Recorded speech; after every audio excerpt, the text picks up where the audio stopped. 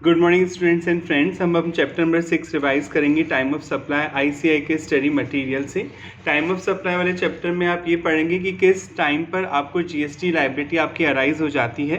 जैसे मान लीजिए आपके घर इलेक्ट्रिसिटी का बिल आ गया आज 22 अप्रैल को, पर उसमें payment date generally 7 to 8 days का टाइम मिलता है। जैसे आपको 30 अप्रैल का मैक्सिमम टाइम होता है, तो क्या आप 30 अप्रैल तक का वेट करेंगे जीएसटी देने के लिए? नहीं सर, वो तो मैक्सिमम डेट है। विदाउट इंटरेस्ट आप जीएसटी अपना इलेक्ट्रिसिटी का बिल 30 अप्रैल तक दे सकते हैं, पर आप लायबल तो आज ही हो गए ना। जैसे आपके घर बिजली का बिल वो गिर के गया बिजली वाला 22 तारीख को, आप लायबल तो आज ही हो गए। तो सेम ये चैप्टर भी आपको यही बताता है कि किस दिन आपको जीएसटी देने के लिए आप लायबल हो जाते हैं। हाँ, मैक्सिमम डेट कब आपको जमा कराना है वो गवर्नमेंट बताती है कि इस डेट तक आप बिना इंटरेस्ट के अपना जीएसटी दे सकते हैं। चाहे तो आप बिजली का बिल जैसे आज 22 तारीख को आ गया तो आप 22 को भी दे सकते हैं, और चाहे तो आप 30 अप्रैल को भी जमा करा सकते हैं। 30 अप्रैल मैक्सिमम डेट है जिस दिन तक आप बिना इंटरेस्ट के या बिना पेनल्टी के अपने इलेक्ट्रिसिटी का बिल भर सकते हैं। सेम टाइम ऑफ सप्लाई भी यही बताता है कि किस दिन आप जीएसटी देने के लिए लायबल हुए, और वो डेट गवर्नमेंट आपको बताएगी कि मैक्सिमम डेट तक बिना इंटरेस्ट आप जमा कर सकते हैं अपना जीएसटी। तो time of supply indicate the point in time, ये समय के वो बिंदु के बारे में बताता है when the liability to pay tax arise, कि जब आप टैक्स पे करने के लिए लायबल हो जाते हैं। It is important to note here that though the liability to pay tax arise at the time of supply, आपकी लायबिलिटी तो अराइज हो जाती है जैसे आपका टाइम ऑफ सप्लाई आता है। The same can be paid to the government by due dates, पर ड्यू डेट्स गवर्नमेंट बताती है कि मैक्सिमम कौन सी डेट तक आप बिना इंटरेस्ट के दे सकते हैं अपना GST with reference to the said time of supply. For example, if the time of supply for given supply 25 मई है, आपने जो 25 मई को कोई गुड्स और सर्विस अप्लाई की है, the tax leviable there on would be payable latest by 20 June, आप नेक्स्ट महीने की 20 तारीख तक जमा करा सकते हैं अपना GST, which is the date prescribe in CGST act for supply filing GST return on monthly basis. Time of supply of goods section 12 बताता है कि गुड्स अगर आप बेचते हैं तो गुड्स के केस में आप जीएसटी पे करने के लिए कब लायबल हो जाते हैं। तो सेक्शन 12 में हमें क्या क्या पढ़ना है। Supply of goods under forward charge आप समझते हैं, जब सप्लायर खुद जीएसटी पे करता है उन सिचुएशन को जीएसटी में फॉरवर्ड चार्ज बोला जाता है। Supply of goods under reverse charge, जब बायर पे करता है यानी रेसिपिएंट पे करता है सप्लायर के बिहाफ पे जीएसटी, उन केसेस को आप रिवर्स चार्ज बोलते हैं। Supply of voucher that can be use to pay for goods, voucher मिल जाते हैं कई बार, कूपन या वाउचर आप बोलते हैं जिनको देकर आप कोई गुड्स ले सकते हैं। रेजुअल केसेस की कुछ और परिस्थितियाँ, तो कैसे जीएसटी पे करने की टाइम ऑफ सप्लाई आएगा। Addition to value of supply goods by way of interest और लेट फी और पेनल्टी अगर आप चार्ज करते हैं तो इस पे कब देना होगा आपको जीएसटी। तो पहले फर्स्ट पॉइंट की बात करेंगे, time of supply of goods under forward charge section 12 sub section 2 read with section 31। ठीक है, अगर आप गुड्स बेच रहे हैं, गुड्स की सप्लाई कर रहे हैं, तो ये सेक्शन ये बोलता है सेक्शन 12 सब सेक्शन 2, या तो जिस दिन आपने बिल बना के दिया, बिल तो देंगे, बिल कब दे सकते हैं गुड्स के केस में, या तो गुड्स बेचने से पहले भी बिल दे सकते हैं, बिल पहले भी दिया जा सकता है, या गुड्स जिस दिन आप डिलीवर कर रहे हैं, जिस दिन बायर को हैंड ओवर कर रहे हैं उस दिन भी बिल दिया जा सकता है, या तो वो वाला दिन, या जिस दिन आपको पेमेंट रिसीव हुआ विच एवर इज अर्लियर, या तो जिस दिन आपने बिल दिया। बिल कब तक देना है सेक्शन 31 के अकॉर्डिंग, या तो गुड्स बेचने से पहले भी दे सकते हैं, जैसे कल मेरे को सामान आपको देना है, आप मुझसे आज ही एग्रीमेंट करके पैसा पेमेंट की बात होगी कि 2 दिन बाद आप पैसे देंगे, तो उन्हें बिल आपको आज ही बना के दे दिया, सामान मैं कल भी भिजवा सकता हूँ। तो बिल या तो सामान बिकने से पहले भी दिया जा सकता है, सामान बिकते समय भी दिया जा सकता है, या तो वो वाला दिन एज पर सेक्शन 31, या जिस दिन आपको पेमेंट मिला विच एवर इज अर्लियर, उस दिन आप जीएसटी देने के लिए लायबल हो जाते हैं। As per section 12 sub section 2 the time of supply of goods that are taxable under forward charge is earlier of the following 2 dates, इन दोनों में से जो भी दिन पहले होगा उस दिन आपको जीएसटी देने के लिए आप लायबल हो जाएंगे। Date of issue of invoice, या तो जिस दिन आप बिल बना के देता है बाय द सप्लायर, और the last date on which the invoice ought to have been issued, या जिस दिन बिल बना के दे देना चाहिए एज पर सेक्शन 31, यानी जिस दिन आप गुड्स की डिलीवरी देने उस दिन तक बिल दे देना चाहिए। To the extent the invoice cover the supply of goods, और the date of receipt of payment, या जिस दिन आपको पेमेंट मिला सप्लायर को, to the extent the payment cover the supply of goods. Tax not payable at the time of receipt of advance for supply of goods special provision, ये जैसे मान लीजिए आपको कोई एडवांस में दे गया पैसे, जैसे मान लीजिए आपको 2 महीने बाद सामान चाहिए, आपने मुझे अभी 1 लाख रुपए दे दिए, तो पेमेंट पहले मिल गया, गुड्स की डिलीवरी तो बाद में होगी, तो अभी आपने क्या पढ़ा विच एवर इज अर्लियर, यानी आज ही देना पड़ेगा मुझसे जीएसटी। आपने यही तो पढ़ा पीछे कि अगर या तो आपने बिल दे दिया हो या जिस दिन पेमेंट मिल गया हो विच एवर इज अर्लियर, उस दिन आप जीएसटी देने के लिए लायबल हो जाते हैं। तो आप मुझे अभी देगा 1 लाख रुपए, जबकि सामान देना है मुझे 2 महीने बाद, तो जीएसटी वालों ने एक्सेप्शन क्रिएट किया, यहाँ पे प्रोविजन होता है एक्सेप्शन क्रिएट किया कि अगर कोई आपको एडवांस दे जाता है गुड्स के लिए, केवल गुड्स की बात हो रही है, सर्विस की नहीं, गुड्स के लिए एडवांस दे जाता है, तो आपको अभी नहीं देना है जीएसटी। जब आप उस गुड्स को डिलीवर करेंगे, बिल बना के देंगे, तभी आपको जीएसटी देना होगा। यानी एडवांस बेसिस पर गुड्स के केस में कभी भी जीएसटी नहीं दिया जाएगा। The time of supply of goods for the purpose of payment of tax is the date of issue of invoice, जिस दिन आप बिल बना के देंगे, और the last date when the invoice ought to have been issued, जिस दिन bill बना के दे देना चाहिए था। गुड्स के केस में बिल बना के कब तक दे सकते हैं बता दिया, या तो गुड्स जिस दिन बेच रहे हैं उस दिन दे सकते हैं, उससे पहले दिया जा सकता है, उसके बाद डिलीवर होने के बाद बिल देंगे तो वो बिल की डेट कंसिडर नहीं की जाएगी। या तो बिल आपको बेचने से पहले देना है सामान को, या सामान के साथ आप बिल दे सकते हैं। तो एडवांस के केस में कभी भी, अगर किसी गुड्स के केस में आपको एडवांस मिल जाता है तो एडवांस के बेस पे कभी भी आपको जीएसटी नहीं देना है। The relief of not paying GST at the time of receipt of advance is available only in case of supply of goods। केवल गुड्स के केस में ये एक्सेप्शन होगा, not for supply of service. यानी आपसे कोई सर्विस ले रहा है, आपको 2 महीने पहले उसने पैसा दे दिया, जबकि सर्विस बाद में देगा, तो विच वाज अर्लियर वाला ही रूल लगेगा। यानी सर्विस के केस में तो अगर कोई आपको एडवांस भी दे के जाता है तो आपको जीएसटी उसी एडवांस पे देना होगा, भले ही आपने सर्विस अभी तक नहीं भी दी है तब भी। जबकि गुड्स के केस में आप पढ़ चुके हैं, गुड्स के केस में एडवांस बेसिस पे कभी आपको जीएसटी पे करने के लिए लायबल नहीं किया जाएगा। अभी डेट ऑफ रिसीट, अभी आपने पढ़ा गुड्स के केस में या तो आपने बिल बना के दे दिया हो या आपको पेमेंट मिल गया हो, विच एवर इज अर्लियर, जो भी डेट पहले हो उस दिन आपको जीएसटी देने के लिए आप लायबल हो जाते हैं। अब सर ये पेमेंट की डेट कैसे पता चलेगी? जिस दिन हमने अपने बुक्स ऑफ अकाउंट में एंट्री की उस दिन, या जिस दिन हमारे बैंक अकाउंट में पैसा आया उस दिन, किस दिन माना जाएगा कि पैसा आपको मिल गया? इसमें विच एवर इज अर्लियर होगा। टैक्स वालों ने बोला कि जिस दिन अपनी बुक्स में आपने एंट्री किया, आपने माना कि सामने वाले बायर ने आपको पैसे दे दिए, या तो वो वाला दिन, या जिस दिन सच में आपके बैंक अकाउंट में पैसा हिट हुआ, क्रेडिट हुआ, वो वाला दिन, विच एवर इज अर्लियर, उसे डेट ऑफ रिसीट माना जाएगा। Date of receipt of payment in the above situation refer to the date on which the payment is recorded in the books of account of the entity supplier of goods। यानी जिस दिन supplier ने अपनी books में entry की, जिस दिन उसने माना कि मुझे कैश मिल गया बायर से, वो वाला दिन, that receive the payment, और the date on which the payment is credited to the entity's bank account, या जिस दिन आपके बैंक अकाउंट में पैसा क्रेडिट हुआ, which ever is earlier, जो भी पहले होगा। ठीक है। Time limit for issue of invoice, आप बिल बना के कब तक दे सकते हैं? गुड्स के केस में बता दिया, बिल बना के आप पहले भी दे सकते हैं, सामान बेचने से पहले, और सामान बेचते समय भी दे सकते हैं। Section 12 subsection 2 refer to the last date on which a supplier is required to issue the invoice under section 31। आप कब तक बिल बना सकते हैं वो डेट आपको बता रखी है यहाँ पर। एज पर सेक्शन 31 सबसेक्शन में the invoice need to be issued either before, या तो पहले दे सकते हैं सामान बेचने से पहले, और at the time of removal of goods, goods को रिमूव करते समय दे सकते हैं। Where supply involve movement of goods, movement हो रहा है गुड्स का, एक जगह से दूसरी जगह जा रहे हैं goods. Delivery of goods, making goods available to the recipient in any other case. In case of continuous supply of goods, continuous supply of goods आप पढ़ चुके हैं, जिसमें आप एक एग्रीमेंट करते हैं और टाइम एक लंबे समय तक किसी को अपनी गुड्स की सप्लाई करते हैं, उसे कंटिन्यूस सप्लाई ऑफ गुड्स बोलते हैं, डे टू डे बेसिस पर। The invoice should be issued before, पहले भी दे सकते हैं, at the time of issuance of periodical statement दे सकते हैं, रिसिट ऑफ पीरियोडिकल पेमेंट के टाइम भी आप बिल बनाकर दे सकते हैं। ठीक है। कंटिन्यूस सप्लाई ऑफ गुड्स से सप्लाई ऑफ गुड्स प्रोवाइडेड, या तो आप दे चुके हैं और एग्री टू बी प्रोवाइडेड, देने का प्रॉमिस कर चुके हैं कंटिन्यूसली, लगातार, ऑन रिकरिंग बेसिस, मतलब डे टू डे बेसिस पे, अंडर अ कॉन्ट्रैक्ट आपने कॉन्ट्रैक्ट किया है। And for which the supplier issue invoice to the recipient, आप बिल बना के देंगे ऑन रेगुलर और पीरियोडिक बेसिस पे, include supply of goods notified by the government. जैसे आपकी बेकरी की शॉप है, आपको आटा चाहिए, मेरी आटा चक्की, आपने मुझसे कहा हम 2-2 महीने में आपको ऑर्डर देंगे और आप उतना आटा हमें डिलीवर कर देना, तो पीरियोडिकल स्टेटमेंट हर 2 महीने में मैं आपको बिल बना के दे दूंगा एक साथ। ठीक है।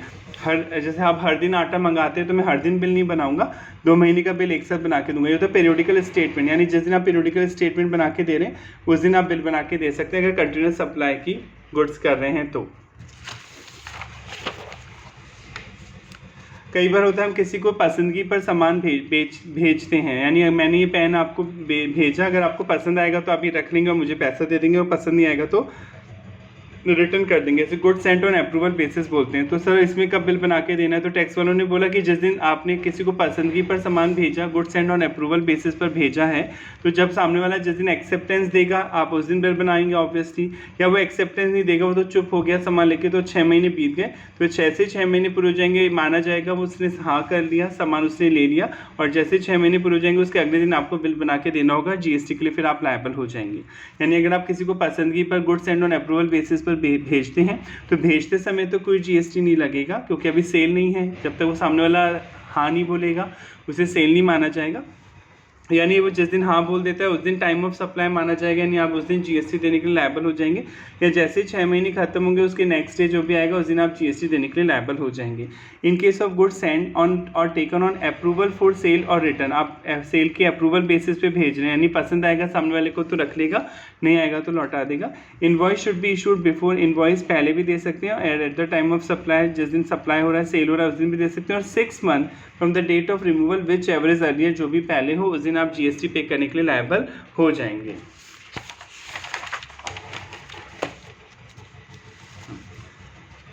Special procedure for payment of tax in case of goods, इसको एक minute,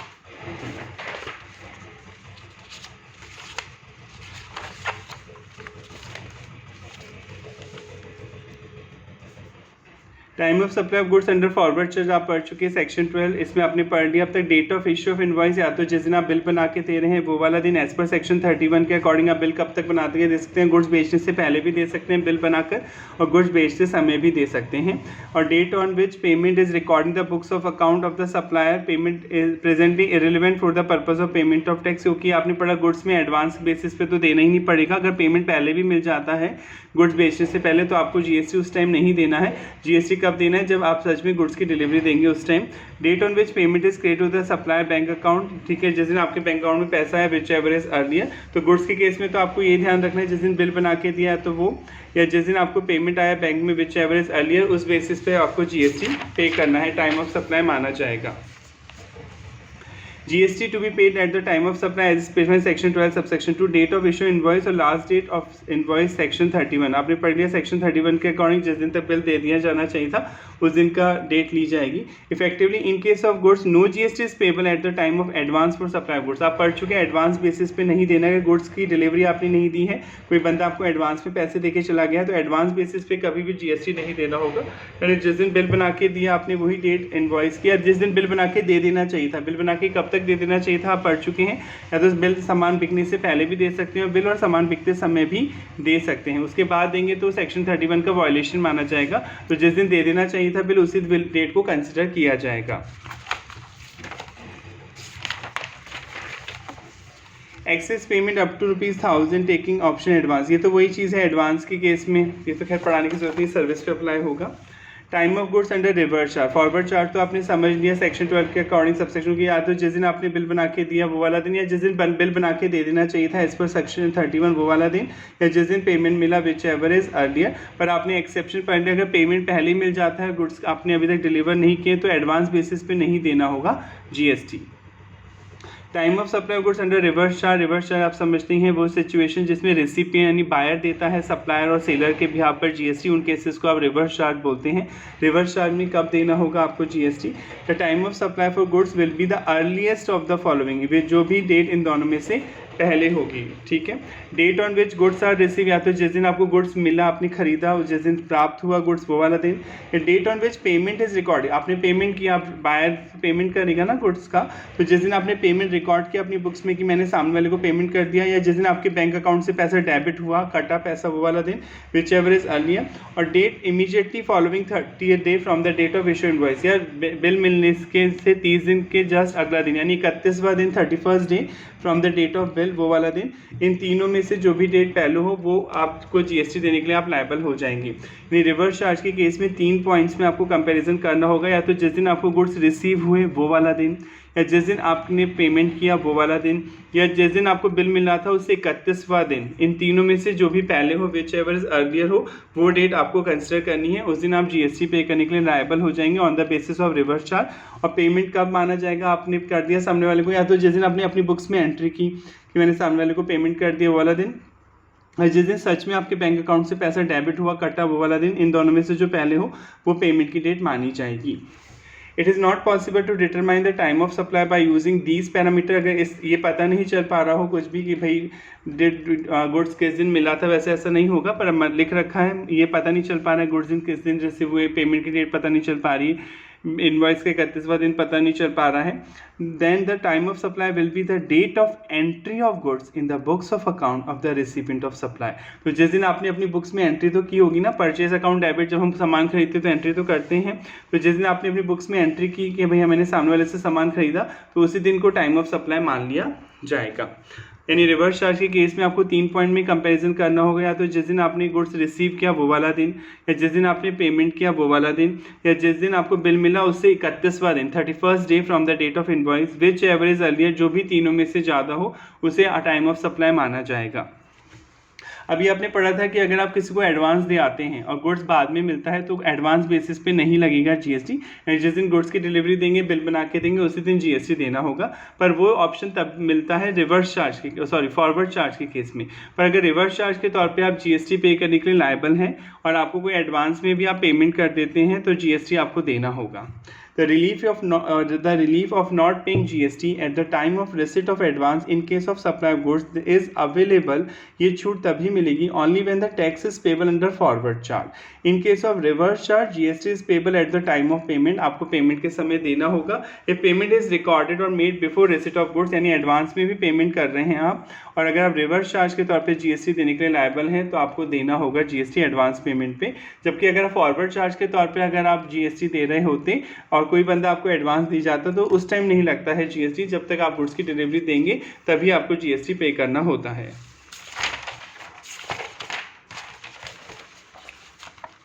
time of supply of voucher exchangeable for goods, section 12 subsection 4। वाउचर मिल जाते हैं कई बार, कई कूपन बोल लें, वाउचर बोल लें, कोई भी डॉक्यूमेंट बोल लें, जिसके बेस पे आप गुड्स रिसीव कर सकते हैं। तो जैसे मान लीजिए आपने कहीं शॉपिंग की, रिलायंस में जाके या ट्रेंड में जाके आपको 1000 रुपये का वाउचर या कूपन मिल गया, ठीक है।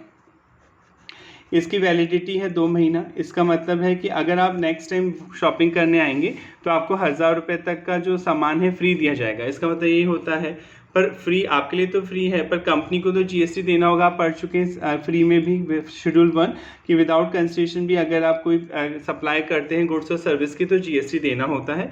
तो शेड्यूल 1 के अकॉर्डिंग जीएसटी तो लगेगा। अब क्वेश्चन उठता है, ये वाउचर कस्टमर को हमने आज दिया, कस्टमर के पास 2 महीने का टाइम है, 2 महीने में कभी भी आकर वो वाउचर इस्तेमाल करके 1000 रुपये तक की चीज़ खरीद सकता है हमारे स्टोर से। अब क्वेश्चन उठता है कि मुझे जीएसटी कब देना होगा। तो टैक्स वालों ने बोला कि अगर वाउचर 2 तरह के डिवाइड किए, एक तो आइडेंटिफिएबल होगा और एक नॉन आइडेंटिफिएबल होगा। आइडेंटिफिएबल वाउचर मतलब जिसमें लिखा है कि वो उस 1000 रुपये का क्या ले सकता है। जैसे आपने लिखा है साफ साफ वाउचर में कि इस 1000 रुपये का कस्टमर केवल कपड़े खरीद सकता है, क्लॉथ, जबकि आपके स्टोर में शुगर भी मिलता है, आटा भी मिलता है, कॉफ़ी, बहुत सब चीज़ें मिलती हैं उसमें स्टोर में, पर आपने लिखा कि वो कपड़े ही खरीद सकता है, इसके अलावा और कोई चीज़ नहीं खरीद सकता। तो ये वाउचर आइडेंटिफिएबल है क्योंकि उस वाउचर में आपने मेंशन किया है कि कस्टमर उस वाउचर से क्या ले सकता है। तो जिस टाइम आप वाउचर दे रहे हैं, यानी अभी दे रहे हैं कस्टमर को, तो 1000 रुपये पे अभी देना होगा रिलायंस कंपनी को जीएसटी। भले ही कस्टमर बाद में आके खरीदेगा 2 महीने बाद या 2 महीने के अंदर, पर आइडेंटिफिएबल वाउचर है तो eight the time of issue जब वाउचर आप दे रहे हैं कस्टमर को उसी टाइम जीएसटी देना होगा। और मान लीजिए आपने वाउचर दिया 1000 रुपये का, पर इसमें ये नहीं लिखा कि कस्टमर क्या लेगा, उसकी इच्छा है वो शुगर भी ले सकता है आपके स्टोर से, कपड़े भी ले सकता है और ग्रॉसरी कोई भी सामान ले सकता है, तो ये इनआइडेंटिफिएबल होगा, नॉन आइडेंटिफिएबल हो गया, जिसे पहचाना नहीं था। तो फिर कस्टमर जिस दिन एक्चुअल में आएगा 1000 रुपये का वाउचर कराने, तो लेने आएगा एक्चुअल में, आपको वाउचर 1000 रुपये की चीज़ लेके जाएगा, तो जिस दिन वो एक्चुअल में रिडीम कराने आएगा वाउचर, उसी को टाइम ऑफ सप्लाई माना जाएगा। आई होप समझ में आ गया होगा। अगर वाउचर आइडेंटिफिएबल है, उसमें मेंशन है कि वो किस पर्पस के लिए इस्तेमाल किया जाएगा वाउचर, तब तो eight the time of issue के टाइम पर ही आपको जीएसटी देना होगा। और अगर वाउचर आइडेंटिफिएबल नहीं है, वो नॉन आइडेंटिफिएबल है, आप अभी उसमें मेंशन ही कि वो क्या किस पर्पस के लिए इस्तेमाल करेगा, कस्टमर किसी पर्पस के लिए इस्तेमाल कर सकता है, तो जिस दिन वो एक्चुअल में रिडेम्पशन करेगा वाउचर से, एक्चुअल में खरीदारी करेगा, उस दिन ही जीएसटी देना होगा। Time of supply in residual cases, अगर कोई और केस बच गया जो आपने पढ़ा उसके अलावा कोई और केस बच गया तो देना होगा। जैसे आपने ये पढ़ लिया कि जैसे मान लीजिए 2000 रुपये का क्रेडिट पे बेचा है, 1 महीने का टाइम पीरियड है, पर मैंने बोला अगर आपने 1 महीने में पेमेंट नहीं किया तो हर महीने आपको 100 रुपये पेनल्टी देनी होगी। पेनल्टी बोलने, इंटरेस्ट बोलने, डिले चार्जेस बोलने, कुछ भी बोल सकते हैं आप, पेनल्टी, इंटरेस्ट, डिले चार्जेस। आप 3 महीना लेट हो गए, ठीक है। तो 300 रुपये पर मंथ, 100 रुपये मेरे को लेने थे डिले चार्जेस, अब आपसे मैं 300 रुपये लूँगा, टोटल 2300 लूँगा, राइट। तो क्वेश्चन होता है 300 रुपये जो मैं एक्स्ट्रा ले रहा हूँ ब्याज के नाम से या डिले चार्जेस के नाम से या पेनल्टी के नाम से या चिंकी पिंकी बबली किसी भी नाम से, तो इसके लिए तो हमने पढ़ा ही नहीं। इसके लिए तो सर हमने पढ़ लिया प्रोविज़न कि अगर आप गुड्स बेचते हैं तो जीएसटी देने के लिए कब लायबल होते हैं, या तो जिस दिन आपने बिल बना के दिया वो वाला दिन, या जिस दिन आपने पेमेंट रिसीव किया विच एवर इज अर्लियर, आप उस दिन जीएसटी देने के लिए लायबल हो जाते हैं। ऑल्दो अगर गुड्स के केस में आपको एडवांस मिल जाता है तो एडवांस बेसिस पे आप जीएसटी नहीं देते, यानी सेक्शन 31 के अकॉर्डिंग या तो जिस दिन बिल दे देना चाहिए वो वाला दिन या उससे पहले वाला दिन गुड्स के केस में जीएसटी के लिए टाइम ऑफ सप्लाई माना चाहता है। तो इसकी बात तो नहीं हो रही है, इसके लिए तो आपने दे दिया होगा। अब क्वेश्चन होता है जो 300 रुपये एक्स्ट्रा मिले ये तो मुझे बाद में मिलेंगे जब लेट आप पेमेंट करेंगे, तो इसके लिए हमें कुछ पढ़ाया नहीं गया, तो उसके लिए पॉइंट है जो रेजिडुअल केसेस हैं जो बच गए उन पे रूल अप्लाई होगा कि अभी 300 रुपये पे आपको कब देना होगा जीएसटी तो देना होगा। आप एक्स्ट्रा पैसे चार्ज कर रहे हैं कस्टमर से तो किस दिन देना होगा। Due date for filing of periodical return, या तो आप रिटर्न भर रहे हैं, जिस दिन रिटर्न अभी आप पढ़ेंगे चैप्टर आगे, रिटर्न मतलब डिटेल दे रहे हैं टैक्स वालों को, मेरी इतनी सेल है, इतनी परचेज है, मेरा इतना टैक्स बनता है, इतना इनडायरेक्ट आईटीसी बनता है इनपुट टैक्स के लिए, या तो वो वाला दिन जिस दिन आप रिटर्न भर रहे हैं, या in any other case date on which GST, या जिस दिन आप जीएसटी का पेमेंट करने जा रहे हैं उस महीने का विच एवर इज अर्लियर, तो जिस दिन आप रिटर्न भर रहे हैं जीएसटी की वो वाला दिन, या जिस दिन आप जीएसटी का पेमेंट करने जा रहे हैं वो वाला दिन विच एवर इज अर्लियर, वो उस बेसिस पे आपको जीएसटी देना होता है। आई होप यहाँ तक समझ में आ गया होगा। गुड्स का प्रोविज़न खत्म। अब टाइम ऑफ सप्लाई सेक्शन 13 की बात करेंगे कि सर्विस अगर आप देते हैं तो सर्विस के केस में कब देना होता है आपको जीएसटी। सबसे पहले हम बात करेंगे time of supply of service under forward charge. Forward charge आप समझते हैं, जब सप्लायर खुद देता है जीएसटी तो उसे हम फॉरवर्ड चार्ज बोलते हैं उस सिचुएशन को। तो अगर आप कोई सर्विस दे रहे हैं तो कब देना होगा आपको जीएसटी, वही या तो जिस दिन आपने बिल इशू किया है तो वो वाला दिन, या जिस दिन आपको पेमेंट मिला वो वाला दिन विच एवरेज अर्लियर यहाँ पे दिया जाएगा। जिस दिन आपने बिल बना के दिया तो वो वाला दिन, या जिस दिन आपको पेमेंट रिसीव हुआ वो वाला दिन विच एवरेज अर्लियर वो देखा जाएगा यहाँ पर। और अगर मान लीजिए आप पेमेंट नहीं मिल रहा तो date of provision of service और date of receipt of payment to the extent of payment cover the supply which is earlier if the invoice is not issued within the time period prescribe under section 31। यानी ये point ये कहना चाह रहा है service के case में कब देना होगा जीएसटी, या तो जिस दिन आपने बिल बना के दिया वो वाला दिन, या जिस दिन आपको पेमेंट मिल गया सामने वाले से वो वाला दिन विच एवर इज अर्लियर, उस दिन आपको जीएसटी देना होगा। ठीक है। अब बिल कब तक बना के देना होगा, क्वेश्चन ये भी तो उठता है सेक्शन 31 के अकॉर्डिंग। जैसे गुड्स के केस में तो कब देना था बिल बना के, या तो गुड्स बेचने से पहले या गुड्स बेचते समय आपको बिल दे देना चाहिए था। अब सर्विस के केस में बिल बना के कब तक देना है वो आपको यहाँ पे देखना होगा। तो सेक्शन 31 ये बोलता है कि 30 दिन के अंदर बिल दे देना चाहिए आपको कस्टमर को। सर्विस जैसे आज सर्विस पूरी हुई 22 अप्रैल को, तो 22 अप्रैल से लेकर आप 30 दिन काउंट करेंगे, 30 दिन के अंदर अंदर आप बिल दे देंगे। तो या तो वो वाला दिन या जिस दिन आपको पेमेंट कर दिया सामने वाले ने वो वाला दिन विच एवरेज अर्लियर, उस बेसिस पे आपको जीएसटी देने के लिए लायबल किया जाएगा। पर मान लीजिए आपने जो है बिल बना के दिया ही नहीं, बिल बना के नहीं दिया, आप तो चुप बैठे बिल नहीं बना रहे, तो जिस दिन सर्विस पूरी हुई थी वो वाला दिन लिया जाएगा। यानी अगर आप 30 दिन के अंदर बिल बना के दे देंगे तब तो जिस दिन बिल बना के दे रहे हैं वो वाली डेट देखी जाएगी, और जिस दिन पेमेंट मिला वो वाली डेट विच एवरेज अर्लियर, उस दिन को टाइम ऑफ सप्लाई माना जाएगा, यानी आप उस दिन जीएसटी देने के लिए लायबल होंगे। पर अगर मान लीजिए आपने 30 दिन के अंदर बिल नहीं बनाया, आप 30 दिन बाद बिल बना के दे रहे हैं, तो उस डेट को नहीं देखेंगे टैक्स वाले। फिर तो जिस दिन सर्विस पूरी हुई, date of provision of service, जिस दिन सर्विस पूरी की या तो वो वाला दिन, या जिस दिन आपको पेमेंट मिला वो वाला दिन विच एवरेज अर्लियर, उस केस को देखा जाएगा। वापस समझ ली, सर्विस के केस में या तो जिस दिन आपने सर्विस बिल बना के दिया वो वाला दिन, ठीक है, सिंपल है। 30 दिन के अंदर बिल बनाना है, जिस दिन सर्विस पूरी हुई है उसके 30 दिन के अंदर बिल बना के देना है, तो या तो वो वाला दिन जिस दिन बिल बना के दिया है, जिस दिन पेमेंट मिला वो वाला दिन विच एवरेज अर्लियर। पर अगर आपने बिल 30 दिन के अंदर नहीं बनाया तो जिस दिन सर्विस पूरी हुई थी, जिस दिन आपने काम पूरा किया था सामने वाले का वो वाला दिन, date of provision of service, या जिस दिन पेमेंट मिला वो वाला दिन विच एवरेज अर्लियर, उसे कंसिडर किया जाएगा।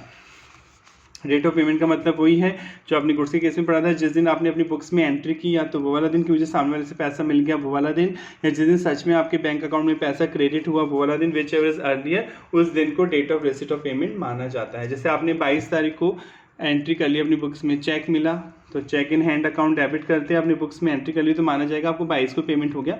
भले ही वो चेक बैंक में आपने 4 दिन बाद जमा कराया और पैसा आया 28 अप्रैल को, ऐसा एक्चुअल में बैंक में 28 अप्रैल को आया, पर आपने बुक्स में तो 22 तारीख को एंट्री करी थी ना, आपने 22 तारीख को ही मान लिया था कि सामने वाले ने आपको पैसा दे दिया, तो डेट ऑफ रिसिट कब मानी जाएगी, 22 तारीख मानी जाएगी। ये तो हो जाएगा। ये वही है, टाइम लिमिट कब तक बिल इशू करना है, मैंने आपको पढ़ा ही दिया कि अगर आप सर्विस देते हैं तो सर्विस के केस में 30 दिन के अंदर बिल बना के देना होता है, और अगर आप इंश्योरेंस कंपनी हैं या बैंकिंग कंपनी है या फाइनेंशियल इंस्टीट्यूशन है, NBFC हैं जो पैसे का लेन देन करते हैं, तो आपको यहाँ पर 60 दिन दिए 45 डेज दिए जाते हैं सर्विस के केस में। यानी अगर आप बैंकिंग कंपनी हैं, इंश्योरेंस कंपनी है या फाइनेंशियल इंस्टीट्यूशन है इंक्लूडिंग NBFC, तब तो आपको 45 दिन मिलते हैं बिल इशू करने के लिए। जिस दिन सर्विस पूरी हुई उसके 45 दिन के अंदर आप बिल बना के इशू कर सकते हैं, और इनके अलावा कोई और सर्विस दी है तो आपको 30 दिन मिलते हैं। 30 या तो सर्विस पूरी होते ही दे दीजिए बिल, या सर्विस पूरी होते नहीं दिया तो 30 दिन के अंदर आप बिल बनाकर दे सकते हैं। अगर इन केस ऑफ इंश्योरेंस कंपनी है, आप बैंकिंग कंपनी है, फाइनेंशियल इंस्टीट्यूशन है इंक्लूडिंग NBFC, टेलीकॉम कंपनीज हैं, नोटिफाइड सप्लायर है जिन्हें गवर्नमेंट नोटिफाई करती है, service is making taxable supply with distinct person. Distinct person आप पढ़ चुके हैं, दूसरे स्टेट में ही आपकी ही ब्रांच है, आपका ही ऑफिस है, तो GST में आपको डिस्टिंक्ट पर्सन बोला जाता है एज पर सेक्शन 25, क्योंकि GST में सेपरेट रजिस्ट्रेशन का कॉन्सेप्ट है। दूसरे स्टेट का GST नंबर अलग होगा और आपके स्टेट का GST नंबर अलग होगा। एक ही पैन नंबर से बिजनेस चल रहा है, पर GST में सेपरेट रजिस्ट्रेशन का कॉन्सेप्ट है, इसे डिस्टिंक्ट पर्सन बोला जाता है। तो अगर आप अपनी ही ब्रांच को सर्विस दे रहे हैं, उससे ले रहे हैं, तो कब माना जाएगा, इनवॉइस कब तक देना है। इनवॉइस में भी इशूड बिफोर और at the time of recording such supply in the books of account. या तो जिस दिन आपने माना कि मैंने सामने वाले को सर्विस दे दी उस दिन या before the expiry of the quarter during which the supply was made, या जिस दिन वो जिस क्वार्टर में आपने सर्विस दी वो क्वार्टर खत्म होने के जस्ट बाद वो date of time of supply माना जाएगा। यानी अगर आप डिस्टिंक्ट पर्सन है, आपकी दूसरे स्टेट में ब्रांच है, कोई ऑफिस है, आप उसे सर्विस दे रहे हैं, तो वो कब टाइम ऑफ सप्लाई कब आएगा, यानी कब आपको GST देने के लिए लायबल माना जाएगा। या तो आपने जिस दिन बिल बना के दिया, ठीक है, उस दिन बिल कब तक बना देना चाहिए इसने आपको बता ही दिया। इनवॉइस में भी इशूड बिफोर और at the time of recording of such supply books, यानी जिस दिन आपने बिल रिकॉर्ड किया, अपनी बुक्स में अज्यूम किया कि मैंने सामने वाले का काम कर दिया, तो वो वाला दिन, या जिस महीने जिस क्वार्टर तो आप समझते 3 महीने का पीरियड, अप्रैल मई जून जैसे हुआ, तो जिस क्वार्टर के खत्म होते during which the supply was made which ever is earlier, इन दोनों में से जो भी ज़्यादा हो वो डेट को टाइम ऑफ सप्लाई माना जाएगा। यानी सर्विस के केस में बिल कब तक बना सकते हैं, अगर नॉर्मल सर्विस है तब तो जैसे ही सर्विस पूरी हुई उसके 30 दिन के अंदर बिल बना के दे सकते हैं। तो सर्विस पूरी होते ही दे दीजिए सेम डे बिल बनाकर, आपको मैक्सिमम 30 दिन का टाइम दिया है टैक्स वालों ने। और अगर आप बैंकिंग कंपनी है, इंश्योरेंस कंपनी है, फाइनेंशियल इंस्टीट्यूशन है, NBFC हैं, तो 45 दिन के अंदर बिल बनाकर दे सकते हैं। पर अगर आप डिस्टिंक्ट पर्सन को सर्विस दे रहे हैं, अपनी किसी ब्रांच को, हेड ऑफिस को जो दूसरे स्टेट में है सर्विस दे रहे हैं, तो बिल कब तक बना के देना है, या तो जिस दिन आपने रिकॉर्ड किया कि मैंने काम कर दिया सामने वाले का, जिस दिन रिकॉर्ड किया अपनी बुक्स में उस दिन, या जिस क्वार्टर में आपने सर्विस दी वो quarter before the expiry of the quarter खत्म होने से पहले, यानी लास्ट डे जो होगा क्वार्टर का, वहाँ तक बिल बनाकर आप दे सकते हैं। इन case of continuous supply of service, continuous supply of service आप पढ़ चुके हैं पहले भी, जिस सर्विस को देने में कम से कम 3 महीने से ज़्यादा का समय लगता है उस सर्विस को हम कंटिन्यूस सप्लाई ऑफ सर्विस बोलते हैं। जैसे आप कोचिंग क्लास ले रहे हैं, 6 महीने का कोर्स है, तो 3 महीने से ज़्यादा ही लग रहा है, तो वो कंटिन्यूस सप्लाई ऑफ सर्विस होगा। तो इस केस में बिल कब तक बना के देना होगा, ऑन और before the due date of payment, यानी पेमेंट की ड्यू डेट आने से पहले, where the due date of payment is ascertainable from the contract, आपने कॉन्ट्रैक्ट में मेंशन किया होगा कि हर 20 दिन बाद पेमेंट होगा, तो या तो वो वाला दिन जो कॉन्ट्रैक्ट में मेंशन है। बिफोर और at the time when the supplier of service receive the payment, या जिस दिन आपको पेमेंट मिला, where the due date payment is not known, भले ही कॉन्ट्रैक्ट में मेंशन नहीं थी पर टाइम टू टाइम आप सामने वाले का पैसा देते जा रहे हैं। On before the completion of the milestone event, या काम पूरा हो गया, where the payment is link to the completion event, यानी अगर लिंक था पेमेंट की भाई 20% काम हो जाएगा तो इतना पैसा मिलेगा, 30% होगा तो इतना पैसा मिलेगा, या तो वो इवेंट वाला दिन विच एवर इज अर्लियर उस आपको ये बिल बनाकर देना होगा। कंटिन्यूस सप्लाई के केस में बिल कब बना के देना होता है, या तो पेमेंट मिल रहा हो, पेमेंट आपने डिसाइड करा होगा इस डेट को पेमेंट होगा, वो वाले दिन को आप बिल बना के देंगे। अगर पेमेंट की डेट डिसाइड नहीं है तो जिस दिन पेमेंट सप्लायर को मिला उस दिन बिल बना के देना होगा। और पेमेंट किसी माइलस्टोन इवेंट से रिलेटेड था, किसी इवेंट से अटैच था कि इतना काम हो जाएगा तो हम आपको पेमेंट करेंगे, तो उस दिन बिल बना के देना होगा। इन case of cessation of supply of service, अगर आप सर्विस लेना बंद कर देते हैं, सर्विस लेना बंद कर दिया सामने वाले ने, तो बिल कब देना होगा, सब बिफोर कंप्लीशन ऑफ सर्विस पूरी होने से पहले ही, मतलब बिल उसने आधी अधूरी सर्विस ली, आपसे पूरी सर्विस नहीं ले रहा है, the invoice should be issued at the time when supply cease to the extent the supply made before such cessation. तो आपने जब तक बंद होने से पहले जितना काम कर दिया था उस दिन तक का आपको बिल बना के देना होगा, जिस दिन सर्विस लेना बंद कर दिया सामने वाले ने आपसे। Next, excess payment up to 1000 rupees option. हाँ, ये समझ लें, मान लीजिए मैंने सर्विस दी, मैं आपको सर्विस देता रहता हूँ, हर महीने बिल आता है आपके घर पे, मैंने 11,000 रुपये का बिल बना दिया, ठीक है। हर महीने मैं आपके लिए कोई सर्विस देता हूँ, आपके साथ मैंने कॉन्ट्रैक्ट करके, मान लीजिए आप post paid company telecom company है, आपके घर हर महीने बिल आता है 11,000 रुपये के आसपास का, इस महीने भी आ गया। आपने इस बार क्या किया, 11,700 रुपये पे कर दिया ऑनलाइन। कई बार कस्टमर ज़्यादा भी पे कर देते हैं क्योंकि उसे पता है कि अगले महीने एडजस्ट हो जाएंगे, अगले महीने के बिल में 700 रुपये एडजस्ट हो जाएंगे। अब क्वेश्चन उठता है, एयरटेल कंपनी है, जैसे एयरटेल कंपनी का पोस्टपेड कनेक्शन था, ये आपके घर 11,000 का बिल आया था पोस्टपेड कनेक्शन का, पर आपने तो 11,700 दे दिए, तो 11,000 रुपये का बिल बना के भेजा उसने तो, और आपने दे दी 11,700, तो एयरटेल कंपनी क्या 700 रुपये पे भी GST देगी, क्वेश्चन ही उठता है। तो फिर टैक्स वालों ने बोला कि अगर कस्टमर आपने जितना बिल बनाया था, जितनी की उसे सर्विस दी थी, उससे 1,000 रुपये तक एक्स्ट्रा दे देता है आपको सर्विस के केस में, गुड्स के केस में तो देना ही नहीं पड़ेगा, आप पढ़ चुके, गुड्स के केस में एडवांस हो जाता है, एडवांस पे GST नहीं लगता है, एडवांस पे GST नहीं लगता गुड्स के केस में। गुड्स के केस में जब आप बिल बना के देंगे तभी देना है GST। इसमें टैक्स वालों ने आपको चॉइस दी, आप चाहें 1,000 रुपये तक, अगर 1,000 रुपये तक कस्टमर ने आपको ज़्यादा दे दिया है बिल के अमाउंट से, तो आपके पास चॉइस है, या तो आप अभी दे दीजिए 700 रुपये पे GST, या जब अगले महीने आप बिल बनाएंगे तो 700 रुपये अगले महीने के बिल में एडजस्ट होंगे, तो 700 रुपये पे तब दे देना आप GST। चॉइस है, कंपल्शन नहीं है सर्विस के केस में, ठीक है।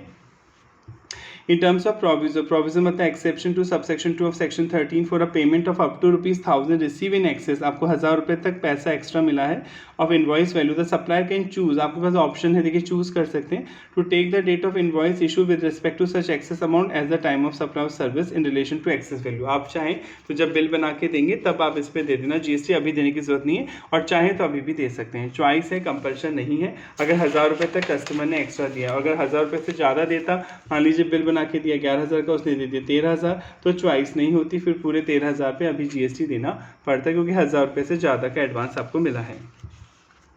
Time of supply under reverse charge आप समझते हैं, जब रेसिपिएंट बायर देता है सप्लायर के बिहाफ पे GST, तो उन केसेस को आप रिवर्स चार्ज बोलते हैं। अगर सर्विस के केस में रिवर्स चार्ज लग रहा है तो GST कब तक देना होगा, विच एवर इज अर्लियर, या तो जिस दिन आपने पेमेंट किया सामने वाले को सर्विस का वो वाला दिन, या date immediately following 68 day from the date of issue of invoice, या जिस दिन बिल मिला उसका 61वां दिन, 60 दिन तक नहीं होगा, या तो 61वां दिन, यानी जिस दिन पेमेंट हुआ या तो वो वाला दिन, जिस दिन आपने पेमेंट करा वो वाला दिन, या जिस दिन बिल बना उसका 61वां दिन, 61st डे, ठीक है, विच एवर इज अर्लियर, जो भी इन दोनों में से पहले की डेट होगी उस दिन आपको GST देना होगा। और डेट ऑफ पेमेंट का मतलब पहले भी आ चुका है, जिस दिन आपने माना अपनी बुक्स में एंट्री करी कि मैंने सामने वाले का पेमेंट कर दिया तो वो वाला दिन, या जिस दिन आपके बैंक अकाउंट से सच में पैसा डेबिट हुआ, कटा, वो वाला दिन, विच एवर इज अर्लियर, उसे देखा जाएगा।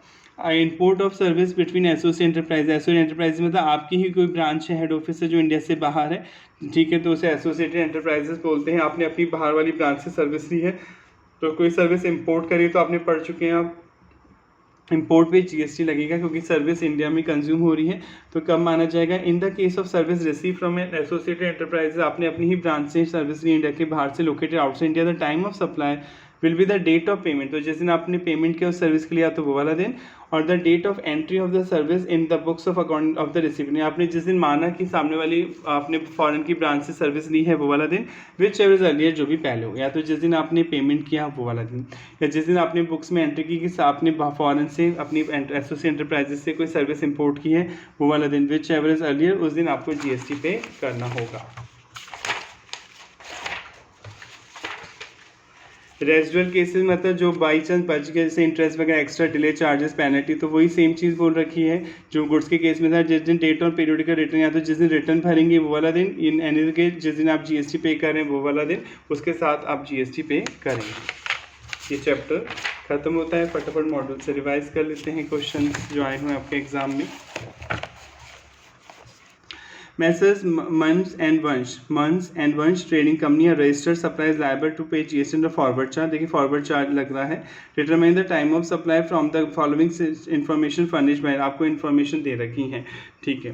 गुड्स वर सप्लाई 3 अक्टूबर 2023, 3 अक्टूबर को गुड्स सप्लाई किया। आपको टाइम ऑफ सप्लाई बताना है कब ये जीएसटी पे करने के लिए लायबल होगा। तो फॉरवर्ड चार्ज है, आपको लग रहा है यहाँ पर फॉरवर्ड चार्ज के केस में आप पढ़ चुके हैं। गुड्स के केस में क्या होता है, तो जिस दिन आपको पेमेंट मिला वो वाला दिन, या जिस दिन आपने बिल बना के दिया वो वाला दिन, which is whichever is earlier, उस दिन आप जीएसटी के लिए लायबल हो जाएंगी। तो in case of supply good the time of supply good shall be earlier of the following date of issue of invoice. Bill बना के कब दे रहे हैं आप इसमें, और सर पूरा पढ़ लेते हैं। इनवॉइस की डेट है 5 अक्टूबर को बिल बनाया, गुड्स 3 अक्टूबर को सप्लाई किए, बिल बनाया 5 अक्टूबर को, पेमेंट रिसीव हुआ है 9 अक्टूबर को यहाँ पर। तो आपने पढ़ा था बिल कब तक बना देना चाहिए गुड्स के केस में, या तो गुड्स बेचने से पहले बना सकते हैं या गुड्स बेचते समय बना सकते हैं। अगर बाद में बिल बनाएंगे तो उसे नहीं देखेंगे जीएसटी वाले, वो गुड्स बेचते समय ही बिल बनाना चाहिए था आपको। तो पहले तो आप प्रोविजन लिखेंगे एग्जाम में, in case of supply good the time of supply good shall be earlier of the following date of issue invoice, या तो जिस दिन बिल बना के दिए वाला दिन, the last day by which invoice need to be issued, जिस दिन बिल बना के दे देना चाहिए था। बिल गुड्स के केस में बिल कब बना सकते हैं आप, कई बार मैं बार बार बोल रहा हूँ, या तो गुड्स बेचने से पहले भी बना सकते हैं, और गुड्स जिस दिन डिलीवर कर रहे हैं बायर को दे रहे हैं उस दिन बना देना चाहिए। तो 3 अक्टूबर तक बना देना चाहिए था, वो वाला दिन लिख दिया।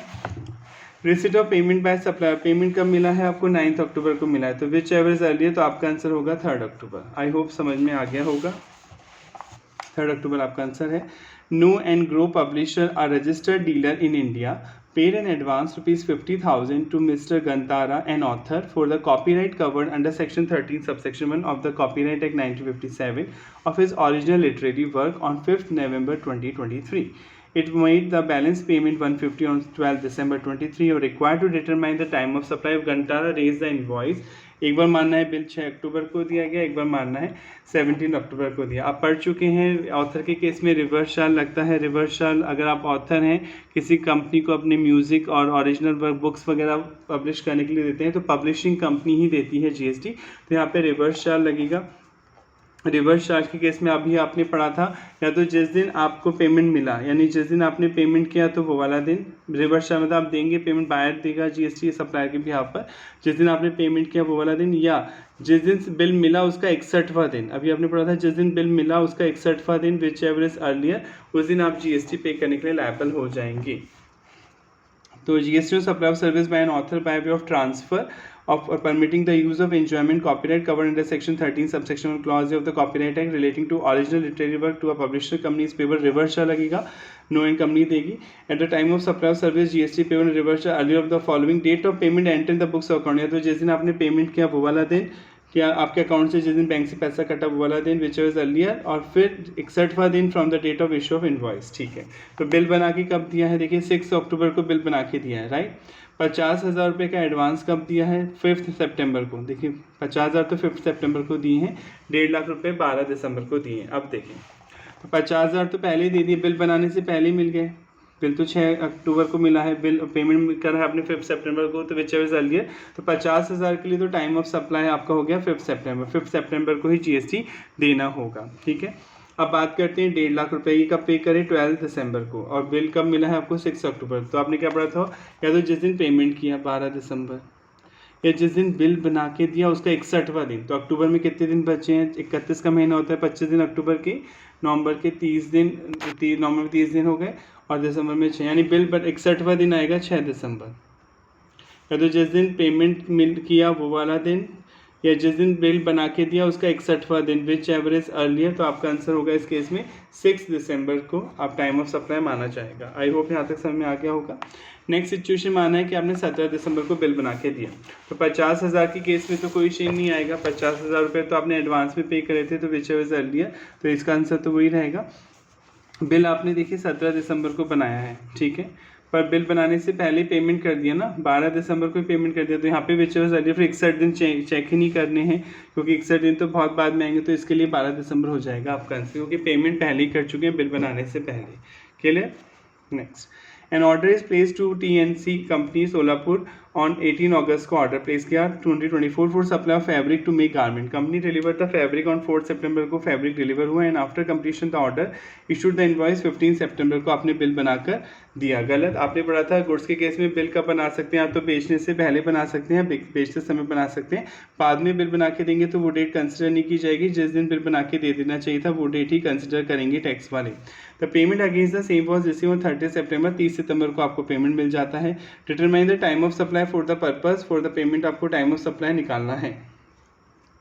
HM industry limited engage the services of a, पहले हम फैब्रिक की बात करते हैं, पहले दूसरा क्वेश्चन है तो सॉरी, यहाँ तक पहला पॉइंट हो गया। तो आपने पढ़ा था गुड्स के केस में या तो जिस दिन गुड्स के केस में आपने पढ़ा था जिस दिन बिल बना के दे दिया हो वो वाला दिन, या जिस दिन पेमेंट मिल गया हो which ever is earlier. Bill कब तक बना के दे सकते हैं, जिस दिन गुड्स बेच रहे हैं उससे पहले ही बना के दे सकते हैं, जिस दिन गुड्स बेचा उस दिन बना के तो देना ही चाहिए। अगर बिल बाद में बना के देंगे तो वो डेट कंसिडर नहीं की जाएगी। तो बिल आपको 4 सितंबर को ही बना के दे देना चाहिए था, तो 4 सितंबर, और पेमेंट कब मिला है 30 सितंबर, विच एवर इज अर्लियर। तो आपका आंसर होगा इस केस में 4 सितंबर टाइम ऑफ सप्लाई माना जाएगा। क्लियर। नेक्स्ट दूसरा question, HM industry limited engage the service of a transporter for road transport of consignment 20 मई 2024। ठीक है। However, the consignment could not be sent immediately on account of a strike in the factory. The instead was sent on 20 July 2024. Consignment सामान जाना था 20 मई को, जा रहा है 20 जुलाई को स्ट्राइक की वजह से। Invoice was receive from the transporter on 20 जून को इनवॉइस मिल गया था, बिल मिल गया था, एंड पेमेंट वॉज मेड 25 अगस्त को पेमेंट आपने दे दिया था। गुड्स ट्रांसपोर्ट एजेंसी की बात की जा रही है, ट्रांसपोर्टर की बात हो रही है, कंसाइनमेंट नोट आ रहा है, आपने पढ़ा था गुड्स ट्रांसपोर्ट एजेंसी एक उसी माना जाएगा जो आपको कंसाइनमेंट नोट देगी। तो जीटी के केस में 2 पॉइंट आपने पढ़े थे, अगर जीटी खुद देना चाहती है जीएसटी तो 12% से देना होगा, और अगर रिवर्स चार्ज लग रहा है किसी फैक्ट्री को दे रही है, साफ साफ लिखा है वो फैक्ट्री को दे रही है सर्विस, तो रिवर्स चार्ज के केस में 5% से लगता है जीएसटी। तो इस मॉड्यूल में आपका जो स्कैनर है इसमें ट्रांसपोर्टर सर्विस पे दोनों पॉइंट ऑफ व्यू से आंसर लिख रखा है। Assuming that the service of transport goods by road have is provided by GTA दे रही है goods transport which has not paid GST 12%, तो 5% से देना होगा, रिवर्स चार्ज लग जाएगा जीटीए केस में क्योंकि फैक्ट्री को दे रही है वो सर्विस। तो रिवर्स चार्ज के केस में अभी आपने पढ़ा था सर्विस के केस में रिवर्स चार्ज पे कब कैसे देना होता है जीएसटी, या तो जिस दिन पेमेंट किया वो वाला दिन, या जिस दिन बिल देर मिला उससे 61वां दिन, विच एवर अर्लियर है। तो जिस दिन आप पेमेंट करने जा रहे हैं वो वाला दिन, या जिस दिन बिल मिला उससे 61वां दिन, विच एवर इज अर्लियर। ठीक है। तो बिल कब बना के दिया उसने आपको, इसमें पढ़ लेते हैं। Invoice was receive from transport 20 जून, देखिए बिल बना के मिला है 20 जून को, और पेमेंट किया गया है 25 अगस्त को। ठीक है। तो पेमेंट की डेट हुई 25 अगस्त, और जिस दिन बिल बना के दिया 20 जून, उससे 61वां दिन अगर आप गिनेंगे तो 20 अगस्त ही आएगा, विच एवरेज अर्लियर। तो आपका आंसर होगा 20 अगस्त। रिवर्स चार्ज के केस में आप पढ़ चुके हैं, रिवर्स चार्ज के केस में सर्विस के केस में 2 चीज़ें चेक की जाती हैं, तो जिस दिन आपने पेमेंट किया वो वाला दिन, या जिस दिन बिल मिला था आपको उसका 61वां दिन, विच एवरेज अर्लियर, उस दिन आप जीएसटी पे करने के लिए लायबल हो जाते हैं।